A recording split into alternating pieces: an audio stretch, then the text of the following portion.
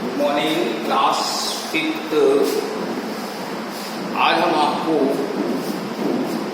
आज के समय के अनुसार 5वां पाठ पढ़ा रहे हैं और ये आपकी पाठ है।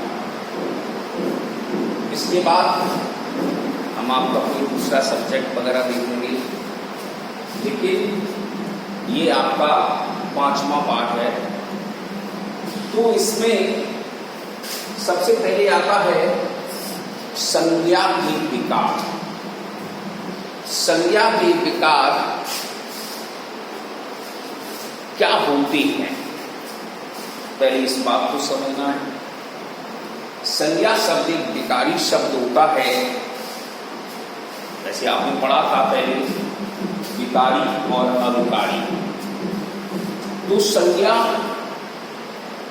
के अंदर हम आए तो संज्ञा एक विकारी शब्द होता है। इसका प्रयोग करते समय हम इनके रूपों के अंदर जो विकार उत्पन्न होते हैं उनको हम आज पढ़ रहे हैं संज्ञा के विकार के रूप में। तो संज्ञा के विकार के रूप में यह 3 प्रकार के होते हैं। पहला लिंग, दूसरा वचन, तीसरा कारण। लिंग, वचन, कारण, तो ये संज्ञा के विकार। अब हमने वो नहीं पढ़ा जेंडर इंग्लिश में, जिसको लिंग कहते हैं। तो ये भी 2 प्रकार के होते हैं, जिसका नाम है पुल्लिंग और स्त्रीलिंग। वैसे तो ये 4 होते हैं, नपुंसकलिंग, उभयलिंग, लेकिन आपके यहाँ 2 प्रकार की है। 2 प्रकार में सबसे पहले हमने पुल्लिंग पढ़ा। पुल्लिंग मीन्स कहते हैं मैस्कुलाइन जेंडर। अब मैस्कुलाइन जेंडर यानी पुल्लिंग में क्या क्या चीज होती है, तो हम देखते हैं जिस संज्ञा शब्द से किसी पुरुष जाति का बोध होता है, या जिस संज्ञा शब्द से किसी पुरुष जाति का ज्ञान होता है, वह पुल्लिंग कहलाता है। ये तो आप पढ़ चुके। जैसे आदमी, बच्चा, कुत्ता, शेर, ये सब क्या है, पुल्लिंग जाति। अब दूसरा वर्ड है स्त्रीलिंग। जिस संज्ञा शब्द से किसी स्त्री जाति का बोध होता है वह है स्त्रीलिंग कहलाता है। अब जैसे उधर हमने आदमी पढ़ा था तो इधर औरत पढ़ेंगे, उधर लड़का था तो उधर लड़की हो गई। शेर है तो शेरनी। तो ये शब्द हमारे पुल्लिंग और स्त्रीलिंग लिंग के अंदर आते हैं। इस संज्ञा का पहला विकार है। दूसरा आता है हमारा एक वचन और बहुवचन।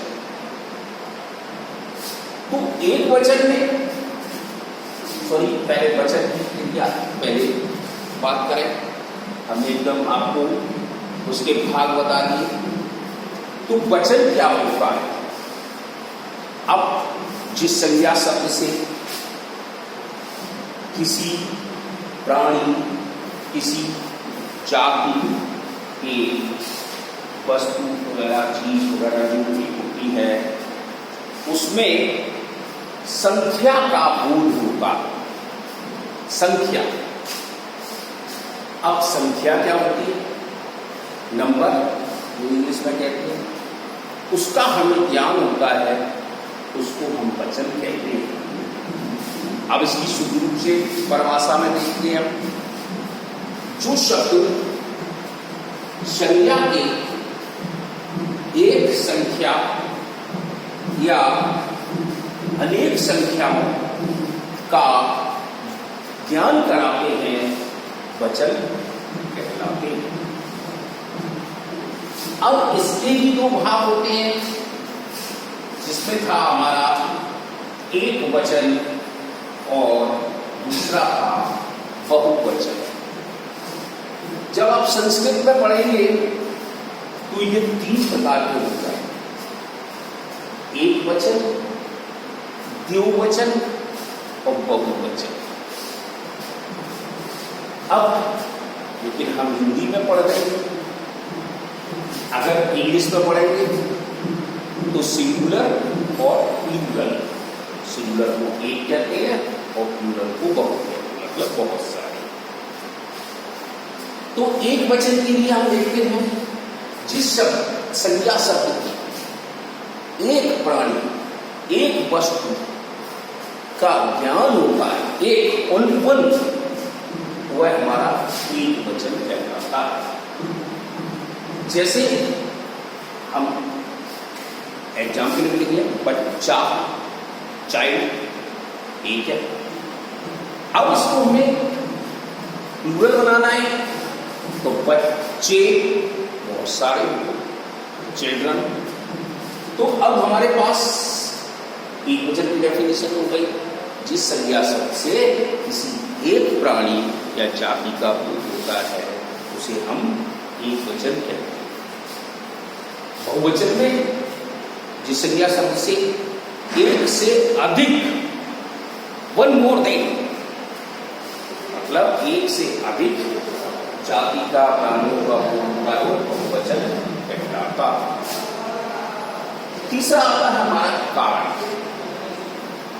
कारक शब्द आपने 4th में सिर्फ थोड़े से ही पढ़े थे, लेकिन आज हम उसके बारे में डिटेल जानेंगे।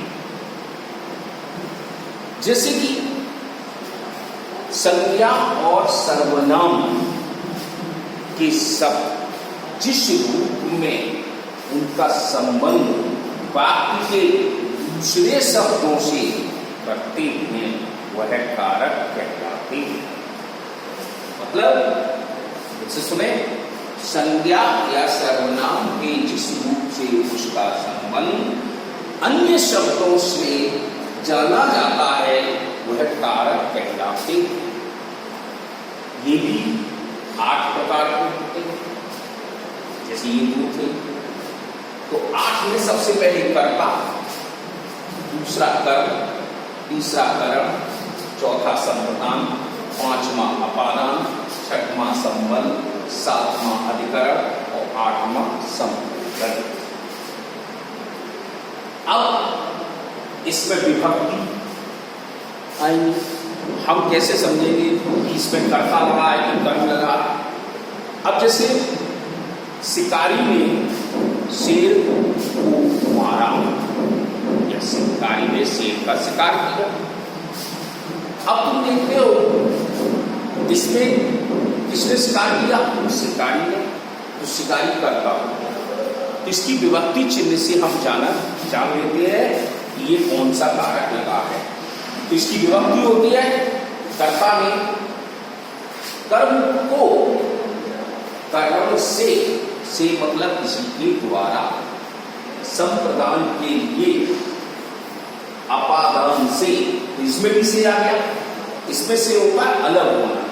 जैसे मैं बाजार से फल लाता हूं तो बाजार से फल अलग हो गया, घर पर आ गया, तो ये अलग। संबंध में काकी के, राजी के, अधिकरण में पर, में और पर, और संबोधन ही हरि। तो आपने सुना होगा कि एक ऐसा वाक्य बनाइए जिसमें सभी कारक चिन्ह है। तो देखो हम बनाते हैं, राम ने रावण को तीर से मारा। अब जरा देखना, राम ने करता नहीं, रावण को तीर से मतलब करण के द्वारा मारा। किसके लिए? सीता के लिए आगे। तो ऐसे हमारे विभक्ति चिन्ह को हम देखेंगे तो वो कारक कहलाते हैं। अब आगे बढ़ करते हैं इस बात। तो इस चैप्टर के लिए भाई मेरे आपको किताब में पढ़ना पड़ेगा। मैंने आपको उतने दिन से दोहरा रहा हूँ, आप बुकें खरीद लें और अपना काम सुचारू रूप से करें। तो आज मैं बस अभी आपका हिंदी सेकंड का 5वां लेसन, आखिरी लेसन पढ़ा रहा हूं इन दिनों के अनुसार। फिर आगे देखेंगे क्या होगा। तो आप ये 5 लेसन को लिखेंगे अपनी कॉपी पर, जो हम देंगे रोजाना लिख रहे होंगे, उसी के अनुसार आगे करेंगे और ये अपना रफ वर्क करके याद कर सकते। इतना काम